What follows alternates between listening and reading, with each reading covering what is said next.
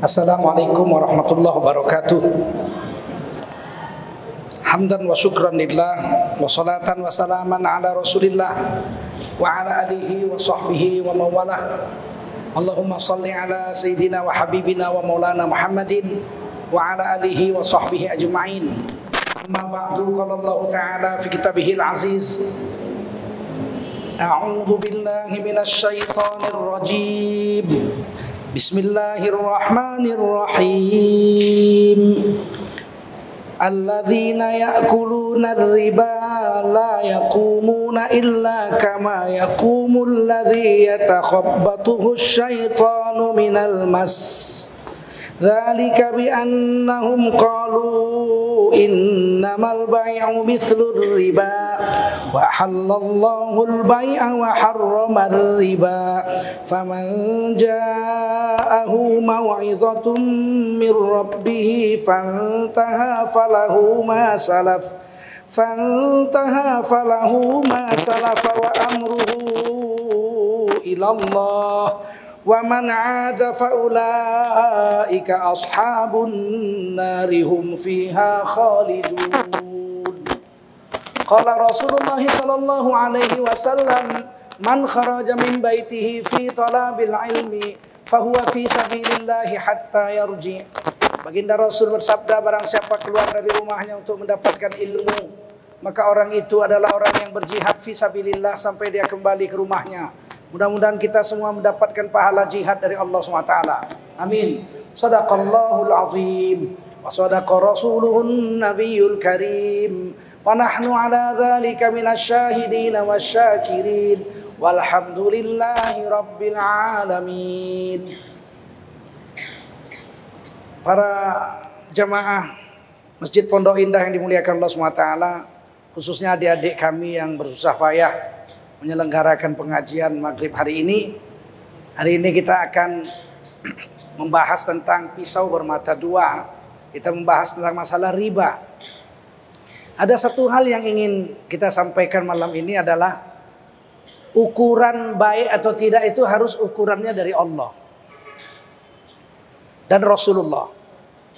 Kalau dari akal manusia, maka kebanyakan akal manusia tunduk kepada nafsunya.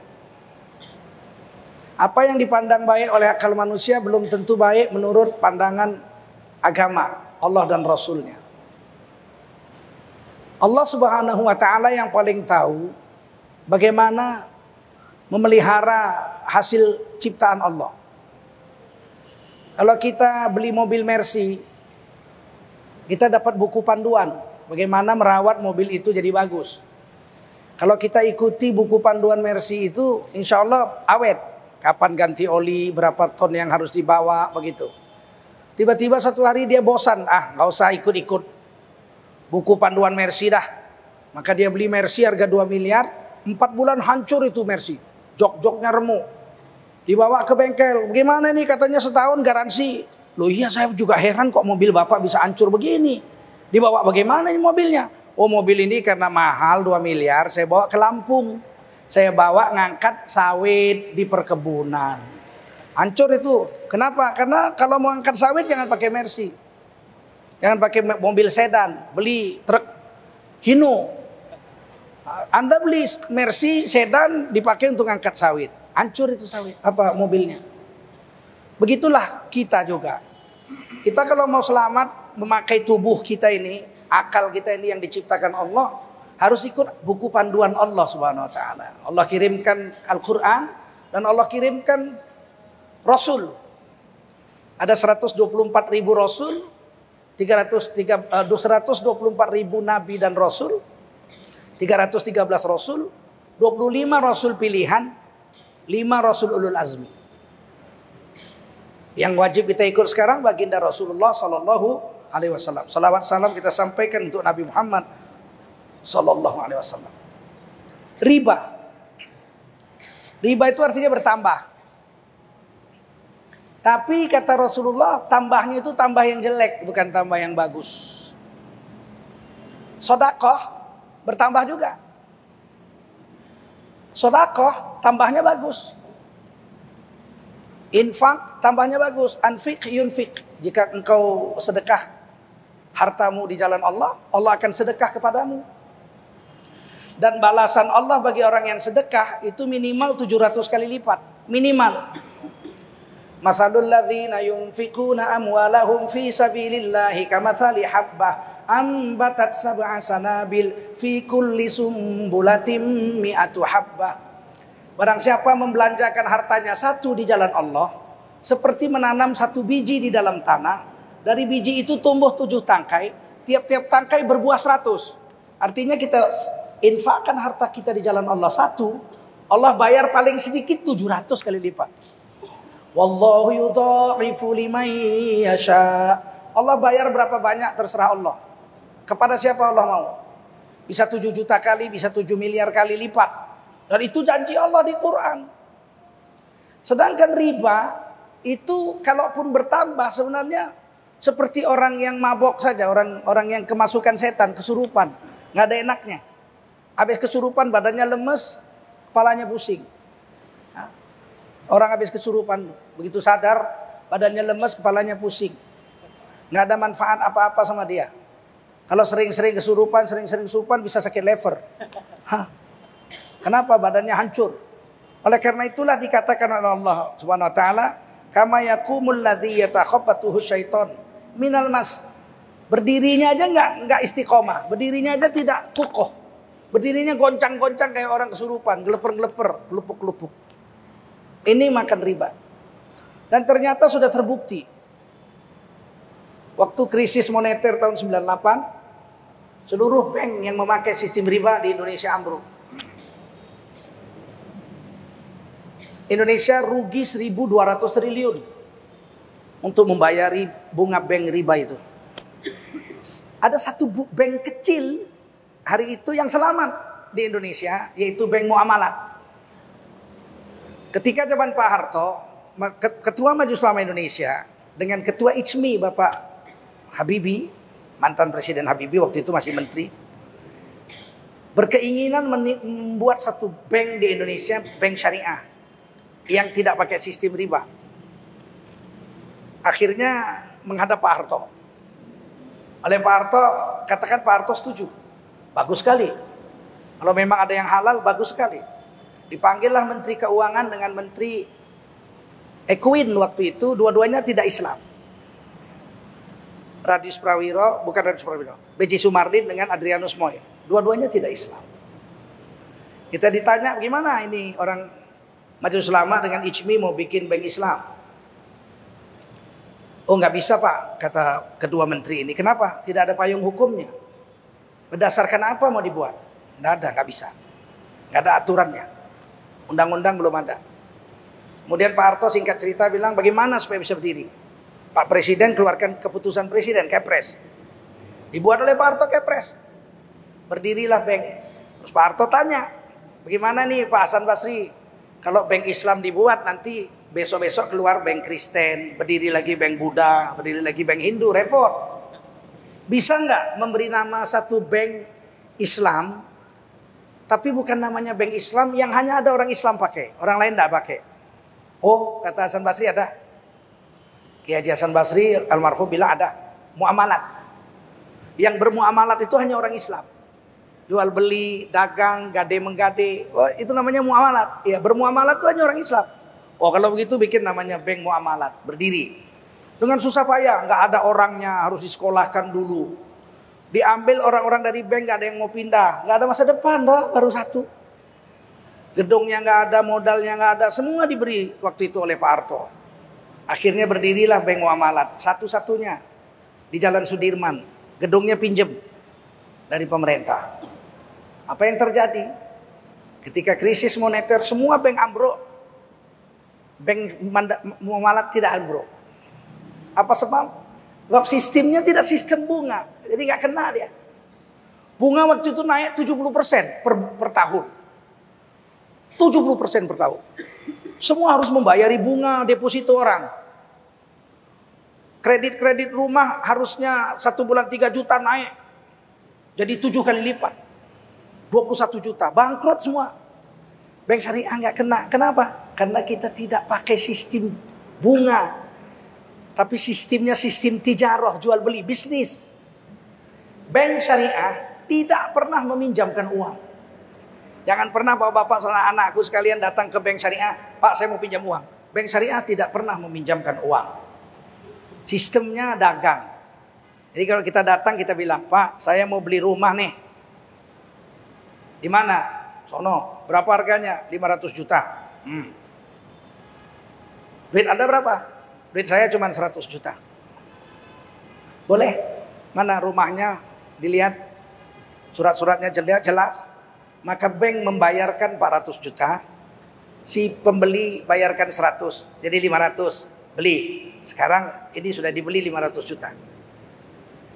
Milik bank 4/5.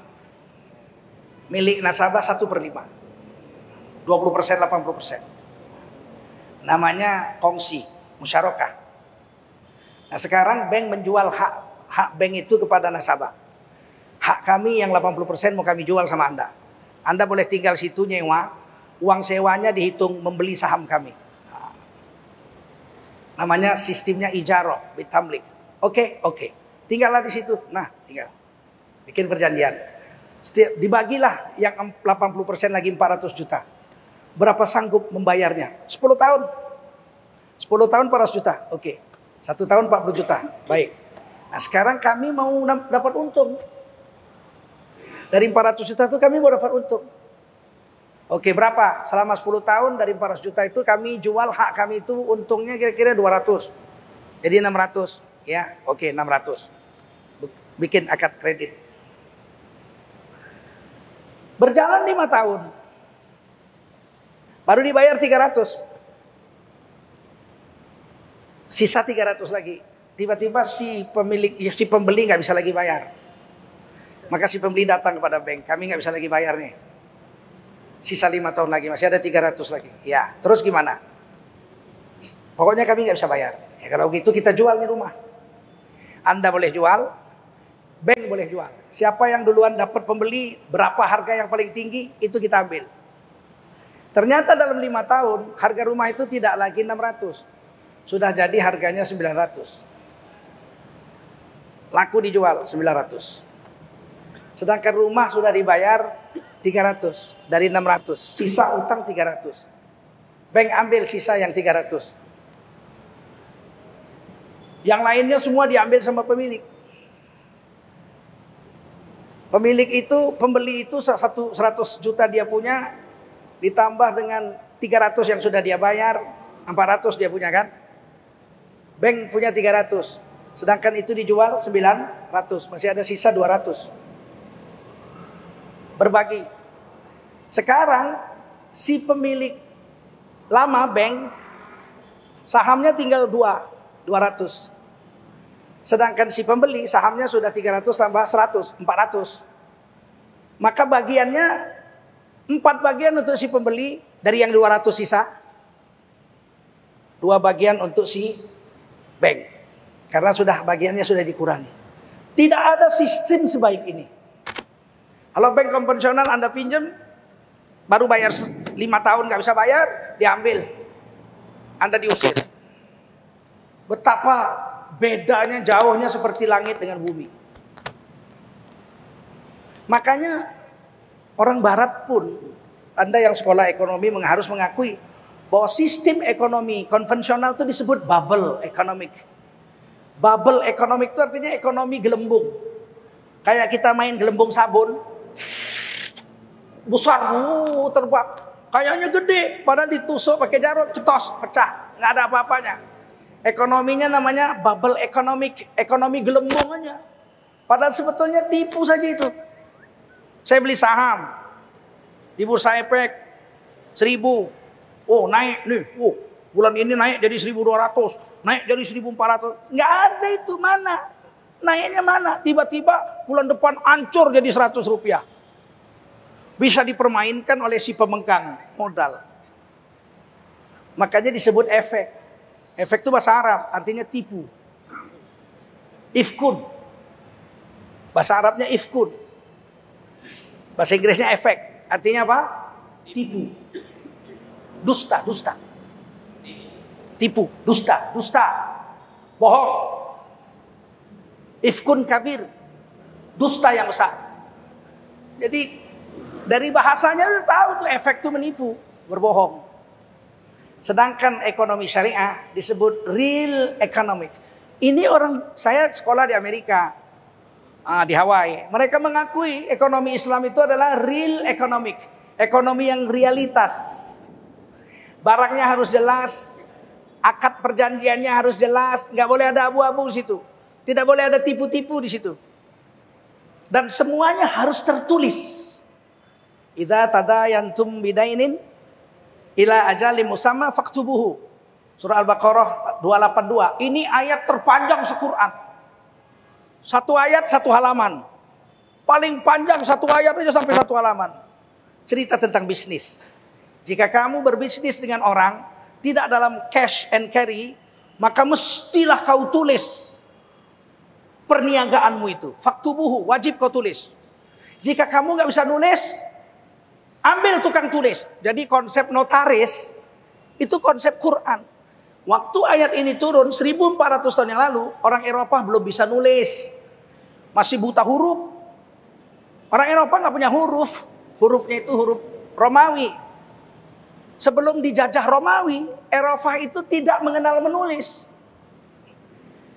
Tidak menulis, tapi bisa menulis. Romawi lah yang mengajarkan A, B, C, D, E, F, G. Itu huruf Romawi, Roman. Angkanya 1, 2, 3, 4, 5, 6, 10 itu kali angka Romawi. Tapi kemudian Islam datang ke Eropa membawa angka Arab. 1, 2, 3, 4, 5, 6, 7, 8, 9, 0. Romawi tidak kenal 0. Romawi 10-nya kali, tidak kenal 0. Tidak praktis bikin 40 Romawi itu kali kayak pagar rumah orang. Tapi Islam membuat Eropa mengerti berhitung. Dan ahli-ahli berhitung di seluruh dunia itu orang-orang Islam. Al-Jabbar, Khawarizmi. Ya, Khawarizmi itu orang Islam juga. Dan lain-lain. Nah, mereka mengakui bahwa ekonomi Islam itu adalah real economic. Tidak boleh ada tipu-tipu. Tidak ada boleh kezaliman di situ. Dan semuanya harus adil. Nah, ini pembukaan dari saya. Allah Subhanahu wa taala mengharamkan riba. Wa halallahu al-bai'a wa harrama riba. Allah menghalalkan jual beli, tapi Allah mengharamkan riba. Oleh karena itulah dalam bank Islam sistemnya adalah sistem jual beli, sistem bisnis. Tidak ada sistem riba. Kalau pinjam 1 juta kalau bank syariah harus bayar 1 juta juga. Namanya qardun hasan. Ada sih di bank syariah meminjamkan uang tanpa bunga tapi kecil. Karena kan mereka mau untung. Listrik harus bayar, pegawai harus digaji, gedung harus disewa. Mereka sistemnya bisnis. Ada, kalau Bank Riau, saya bekerja di Bank Riau sebagai pengawas. Di Bank Riau itu tahun lalu meminjamkan uang dengan tanpa bunga itu 1,3 miliar setahun. Jadi Anda pinjam 10 juta setahun pulang 10 juta. Pinjam 20 juta setahun pulang 20 juta. Namanya qardun hasan. Qardun hasanah tidak ada bunga. Tapi tentu sedikit. Sebagian dari net profit keuntungan saja untuk membantu orang-orang miskin. Sedangkan orang-orang yang tidak miskin ngapain dibantu kan? Bisnis lah. Untung sama untung. Nah, ini yang terjadi dalam sistem ekonomi syariah. Tidak boleh dikatakan bank syariah dengan bank konvensional serupa. Enggak serupa. Berbeda jauh langit dengan bumi.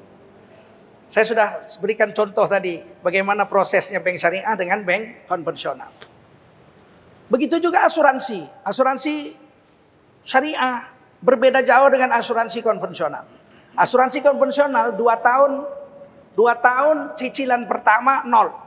Jadi kalau kita baru 18 bulan nyicil 1 juta tiap bulan, ke 19 bulan kita berhenti nggak nyicil lagi, seluruh uang asuransi kita angus. Dihitung 0, nggak ada apa-apa. Kalau bank syariah nggak boleh. Dari setoran pertama harus sudah dihitung. Dari mana klaimnya? Klaimnya dengan sistem ta'awun, tolong menolong. Wa ta'awanu 'alal birri wa taqwa. Tolong menolonglah kamu dalam berbuat baik dan ketakwaan. Setiap nasabah store misalnya 1 juta sebulan, Setiap itu nasabah wajib menyisihkan 4% dari setorannya itu sebagai dana abadi. Dana ta'awun, dana abadi, tolong menolong. Tidak boleh diambil. Jadi 1 juta, 4%-nya 40.000 dikumpul secara nasional. Itu namanya dana abadi. Kalau ada yang klaim, dibayar pakai dana ta'awun ini. Sedangkan kalau kita tidak klaim setahun, itu harus dipulangkan berapa persen kepada kita, dipotong administrasi dan lain-lain. Sebab uang itu uang kita. Begini makanya BPJS itu, Majelis Ulama mengharamkannya. Mesti dibuat BPJS syariah, karena BPJS ini tidak jelas akadnya. Apa akadnya? Kalau asuransi, nggak klaim berarti harus balik. Kalau saya BPJS itu asuransi, 10 tahun saya bayar tiap bulan. Tidak pernah sakit, tiba-tiba saya mati aja ketabrak spur. Uang saya habis, mana boleh? Itu kan uang saya. Saya nggak pernah klaim, balik dong berapa? Oh nggak balik, kalau begitu Anda merampok uang saya. Harus ada jelas, apa jelas? Kalau asuransi biar jelas. Kalau sumbangan biar jelas sumbangan. Apa namanya? Makanya Majelis Ulama bilang apa coba? Apa namanya uang BPJS itu? Apa merugikan salah satu pihak atau tidak? Uangnya milik siapa? Kalau klaim dari mana dibayar? Itu harus jelas. Karena Islam tidak pernah samar-samar. Tidak boleh samar-samar. Bapak-bapak yang mulia, banyak jenis riba-riba sekarang. Selain pinjam uang bayar berlebih itu riba, biar 1%. Bagaimana dengan gade syariah? Gade syariah, saya punya emas nih. 1 kilo saya gade. Harganya 1 miliar. Saya pinjam 800 juta. Gadeannya 1 miliar. 4 bulan. 4 bulan saya bayar 800 juta. Tetap dipulangkan 800 juta. Dari mana keuntungan pegadaian supaya dia hidup? Emas ini dititip kepada pegadaian, sehari berapa biayanya? Sehari berapa? Kan titip dia. Kalau hilang resiko segala macam itu titip. Yang kita bayar tuh uang titipnya. Titip emasnya sama dia 4 bulan. Bukan kita bayar gadean. Gadeannya tetap 800 juta. Bayar 800 juta. Jadi sistemnya itu harus jelas. Kalau di pegadaian tuh 1 hari 165 rupiah. Uang gadenya. Kalikan aja kalau 4 bulan kali 165 rupiah. Uang gadenya.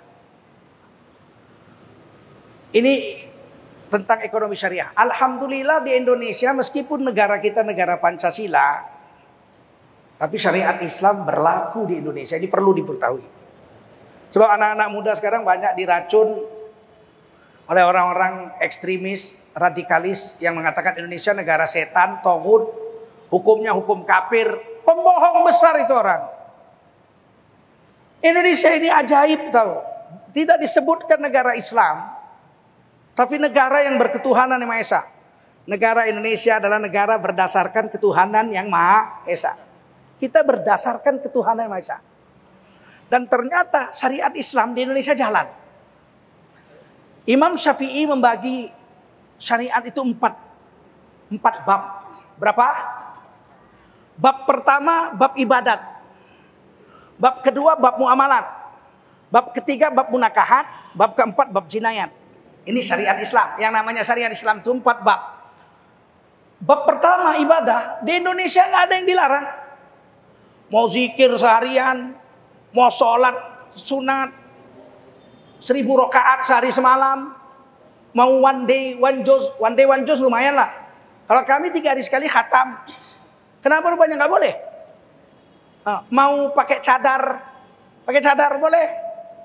Saya pakai negeri pakai jubah. Ngajar sastra Inggris pakai jubah. Anak saya pakai cadar, istri saya pakai cadar. Nggak ada yang larang. Mau umroh tiap tahun boleh. Saya tiap tahun umroh. Nggak ada yang larang. Mau ngapain aja. Mau potong korban boleh. Mau ngapain ibadahnya? Ibadah apa? Puasa boleh. Tidak ada larangan. Dijamin. Negara Indonesia menjamin tiap-tiap warga negara untuk menjalankan agama garis miring kepercayaannya sesuai dengan agamanya. Beres. Bab muamalat. Bapak mau jual beli, sistem Islam sudah ada undang-undangnya. Mau pinjam uang tadi ke bank, oh nggak boleh, tapi bisa pakai uang bank untuk kongsi beli barang. Silakan, ada undang-undangnya sudah ada. Di negara Indonesia, undang-undang bank Islam ada, undang-undang asuransi Islam ada, undang-undang finance keuangan Islam ada, sewa beli cara Islam ada, gade pun gade cara Islam ada. Nggak ada di negara lain seperti ini. Bebas, dilindungi undang-undang. Beres. Munakahat, nikah, urusan perkawinan bahkan sejak zaman Belanda itu sudah diurus negara. Dulu Belanda mengangkat Tuan Kadi. Bapaknya Buya Hamka, Karim Amrullah itu Kadi. Yang diangkat Belanda, digaji. Buyut saya, bapak nenek saya itu Tuan Kadi di Kerajaan Serdang, Sumatera Utara. Kadi besar. Dibayar oleh negara. Kafir Belanda. Setelah merdeka, 7 kata dihapus dari Piagam Jakarta. Ketuhanan yang Maha Esa, dengan kewajiban menjalankan syariat Islam bagi pemeluk-pemeluknya. Dihapus. Atas usul Dr. Maramis. Supaya orang Nasrani dan Hindu tidak merasa dijajah oleh Islam. Boleh coret. Tapi kompensasinya apa? Ulama-ulama kita, Yai Hashim Asy'ari, Bagus Hadi Kusumo, Kasman Singodimedjo, Kahar Muzakir, yang mendirikan negeri ini, tanya kompensasinya untuk orang Islam apa? Karena umat Islam tidak bisa hidup tanpa negara. Akhirnya dibikin Departemen Agama. Sampai kiamat Departemen Agama nggak boleh dihapus. Di Saudi nggak ada Departemen Agama, di Kuwait nggak ada, di Irak nggak ada, di Malaysia nggak ada, Singapura nggak ada, di Thailand nggak ada.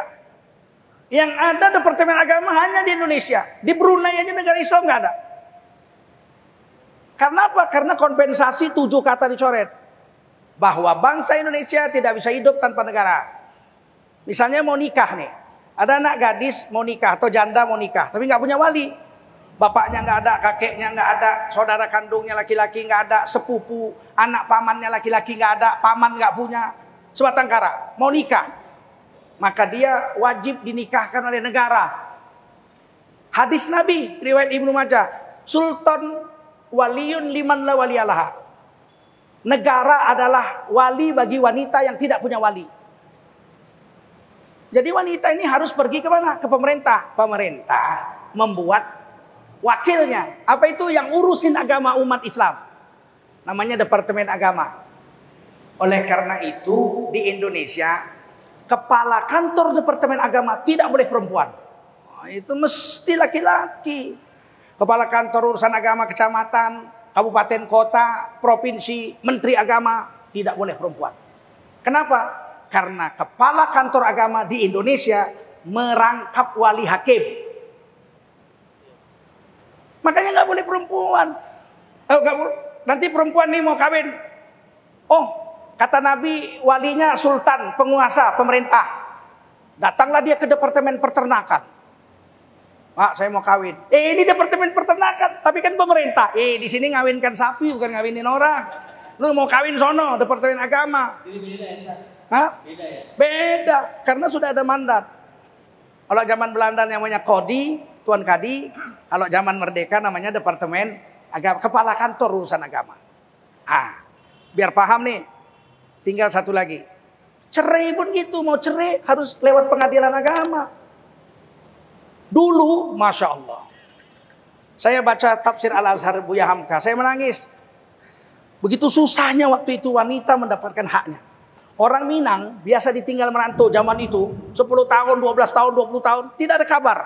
Tidak ada surat, tidak ada duit diantar ke kampung. Kata Buya Hamka dalam tafsirnya, nasibnya bagaikan layang-layang putus talinya. Digantung aja gitu. Akhirnya wanita-wanita zaman itu, kata Buya Hamka, untuk bisa bercerai dengan suaminya yang merantau tidak ada kabar, mereka datang ke masjid hari Jumat. Hari Jumat datang ke masjid, berdiri, nungguin orang kumpul. Begitu orang selesai sholat Jumat, itu perempuan berdiri. Assalamualaikum warahmatullahi wabarakatuh. Saudara-saudara sekalian, dengan ini saya Aminah binti Abdullah menyatakan murtad dari Islam. Keluar dari Islam. Terkejut orang satu masjid. Habis murtad sambil nangis-nangis itu. Kemudian dia bilang, ambo tobat, ambo dari murtad, ambo syahadat balik. Asyhadu an la ilaha illallah wa asyhadu anna Muhammad Rasulullah. Biar apa dia murtad? Biar statusnya sebagai istri otomatis putus. Orang yang murtad rumah tangganya langsung otomatis cerai. Supaya bisa cerai dari suami dia harus murtad. Luar biasa sekali. Karena tidak boleh Tuan Kadi waktu itu menceraikan wanita yang berhak menceraikan adalah suami. Oleh Bapak Buya Hamka Karim Amrullah, semoga Allah merahmati beliau. Diceraikan ini wanita-wanita yang ditinggalkan suaminya, menuntut cerai. Dia tanya, kamu mau cerai? Ya, kenapa? Ditinggal suami 10 tahun gak ada uang belanja, tidak ada kabar.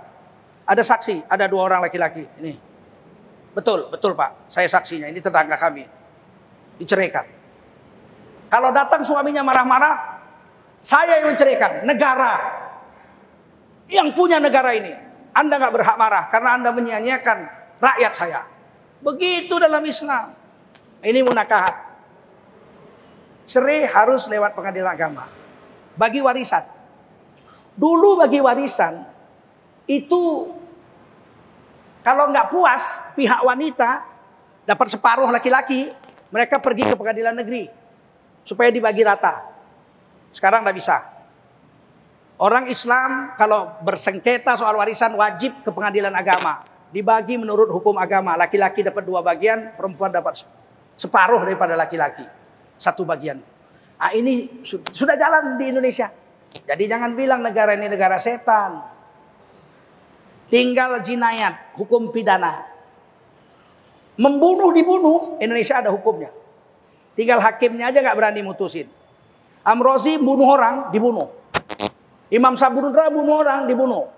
Zaman Pak Harto dulu Kusni Kasdot, perampok harta orang kaya Arab di Jalan Rawamangun, dibunuh. Membunuh dihukum mati, sudah jalan di Indonesia. Berzina, undang-undang KUHP yang baru tapi belum disahkan DPR, sudah dibuat oleh Yusril waktu jadi menteri dan kawan-kawan. Berzina itu dipenjara 2 tahun, denda 100 juta. Cuman belum disahkan DPR, sudah dibuat. Tapi kan dalam Islam kalau berzina hukum mati. Yang dihukum mati itu kalau sudah punya suami. Kalau sudah nikah berzina, ditanam badannya separuh, lemparin batu sampai mati, namanya dihukum rajam. Kan belum jalan di Indonesia. Memang belum. Kenapa? Susah membuktikan zina itu. Di dalam Quran ditulis, zina yang dihukum rajam itu orang yang sudah nikah berzina dengan syarat ada 4 orang saksi laki-laki yang melihat batang celak masuk ke lubang botolnya. Bagaimana membuktikannya sekarang? Ayo, dia di hotel, ayo. Kita intip pun nggak nampak. Kita dobrak pintunya, kita foto nih, tindih-tindihan nih. Dalam keadaan telanjang, tindih-tindihan. Ya dia bilang kami cuma tindih-tindihan Pak. Nggak masuk. Mana yang nyaksiin? Ayo, kapan lihat masuk? Nggak ada, nggak bisa dihukum mati juga. Jadi nggak, mesti menyaksikan para orang laki-laki melihat batang celak masuk ke lubangnya. Bagaimana? Makanya anak-anakku sering diracun oleh orang-orang dari luar negeri itu. Ormas, organisasi-organisasi, ajaran-ajaran dari luar negeri. Yang mengatakan negara ini negara tauhid. Tauhid apanya? Dari 4 syariat Islam sudah jalan kok. Yang belum jalan 1-2 lah. Mencuri potong tangan belum. Itu tugas klien. Pilihlah DPR yang soleh. Supaya dibikin hukum. Mencuri potong tangan kan gampang itu. Tinggal bikin KUHP mencuri potong tangan. Kenapa DPR nggak mau mengesahkannya? Karena DPR-nya pun mencuri, kan begitu. Mungkin takut ada buntung kali. Makanya, oleh karena itu kita kembali kepada hukum riba lagi. Di Sumatera Barat dan daerah Mendeleng di Sumatera, saya yang tahu di sana, sini saya belum tahu. Kalau kita menggadaikan sawah, saya menggadaikan sawah 1 hektar. Saya ambil uang misalnya 100 juta. Maka selama uang 100 juta itu belum saya bayar, maka sawah saya itu ditanami oleh yang punya duit. Ditanami oleh yang punya duit. Saya nggak boleh nanemin. Lah kalau saya nggak boleh nanemin sawah saya, kapan saya bisa bayar utang 100 juta itu? Hasilnya diambil sama yang punya duit.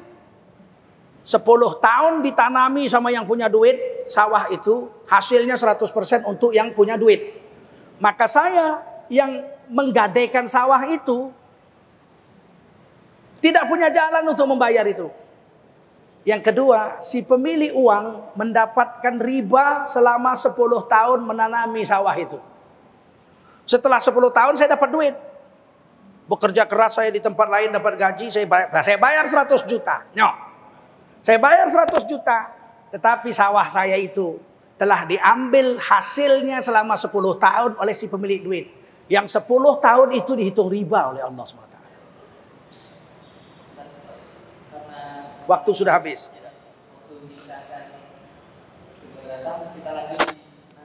Ya, nanti setelah Isya kita akan sediakan waktu tanya jawab.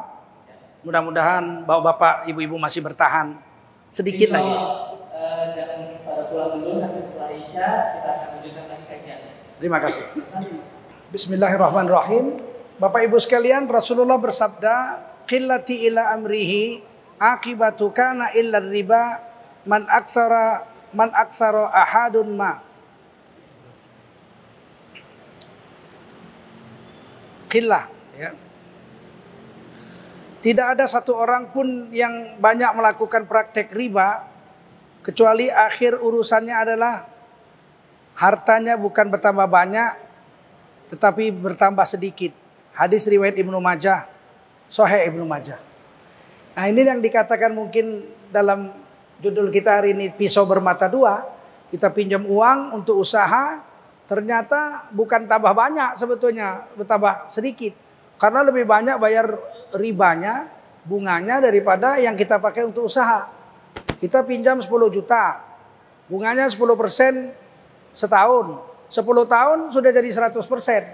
Jadi kita dapat untung 10 juta untuk bayarin banknya saja, untuk bayarin orang-orang yang memberi ribanya itu saja 10 juta 100%. Nah, untuk kita habis, kita sendiri capek setengah mati kerja untuk orang. Nah, tidak jarang kita nggak bisa bayar, harta gadaian kita diambil, rumah kita diambil dan sebagainya dan sebagainya. Oleh karena itu kita jaga bahwa sebenarnya riba itu sama sekali tidak memberi keuntungan, kata Rasulullah SAW, tetapi hanya memberikan kehancuran pada harta kita dan kelelahan dalam berusaha, sama sekali tidak ada untungnya. Negara-negara yang memakan riba umumnya hancur tuh. Eropa habis, Spanyol bangkrut, ya dulu Brazil bangkrut, Yunani bangkrut. Jadi hampir seluruh Indonesia juga bangkrut waktu tahun 98 IMF. Hancur kita. Oleh karena itu tidak ada keuntungan apa-apa.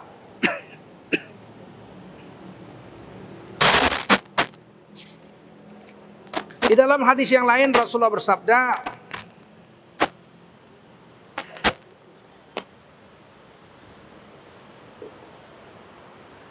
akilar riba wa mu'kalahu wa katibahu wa syahidaihi rawahu Muslim.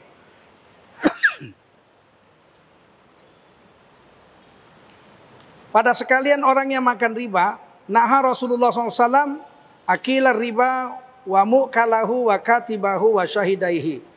Rasulullah melarang orang yang makan uang riba walau 1 rupiah.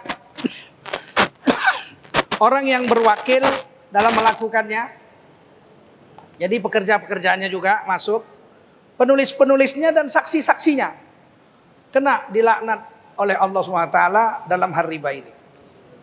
Kemudian ada hadis yang sangat mengerikan.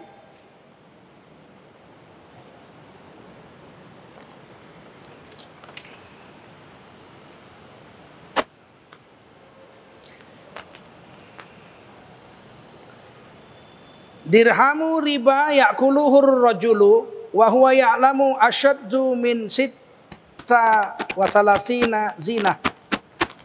Satu dirham, uang riba yang dimakan oleh seseorang, padahal dia tahu kalau itu uang riba, hasil renten, maka itu dosanya lebih berat daripada berzina 60 kali. Berzina sekali aja, pahala kita 70 tahun dihapus. Makan riba lebih besar dari berzina 70 kali. Dalam hadis lain, wasab'una baban aisaruha mislu an yankihar rajulu ummahu wa ina arbar riba ardur rajulu al-mumlima riba salasa.